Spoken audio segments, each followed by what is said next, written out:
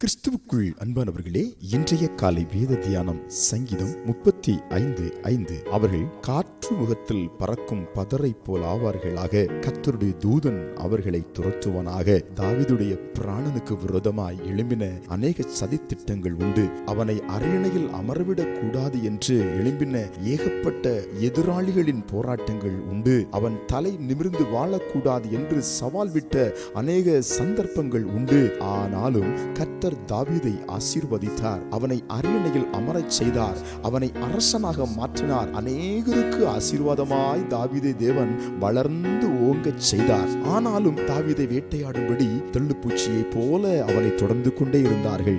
அப்பொழுது தாவீது சொல்லுகிறார், காற்று முகத்தில் பறக்கும் பதரை போல அவர்கள் பறந்து போவார்கள், நானோ கர்த்தருடைய நாமத்திலே ஆசீர்வாதமாய் நிலைத்திருப்பேன். இரண்டாவது சொல்கிறார், எனக்காக கர்த்தருடைய தூதன் அவர்களை துரத்துவான். எனக்கு விரோதமாய் எழும்புகிற எல்லா எதிரடைகளையும், எல்லா சதி திட்டங்களையும், எல்லா துன்மார்க்கத்தின் ஆவிகளையும் எனக்காக தூதன் துரத்தி விடுவான். எஸ், தூதர்கள் பாளையம் இறங்கி என்னை பாதுகாப்பார்கள் என்று சொல்லி அவன் கர்த்தருடைய நாமத்தை உயர்த்துகிறான். அன்புக்குரியவர்களே, இந்த காலை வேளையிலே உங்களுக்கு எதிராய் எத்தனை ஏராளமான ஏகப்பட்ட கூட்டங்கள் வந்தாலும் அவர்கள் காற்று முகத்தில் பறக்கிற பதரை போல பறந்து போய்விடுவார்கள். தூசியை போல பறந்து போய்விடுவார்கள். கர்த்தருடைய தூதன் உங்களுக்காக அவர்களை துரத்தி அடித்து விடுவான். நீங்களோ சந்தோஷமாய் வாழ்வீர்கள். தேவனுடைய ஆசீர்வாதத்தோடு நிலைத்திருப்பீர்கள். கலங்காதிருங்கள். ஜெபிப்போமா? அன்பின் பரலோக பிதாவே, தாவீது ராஜாவுக்கு விரோதமாய் எழும்பின எல்லா எதிரிடைகளையும்,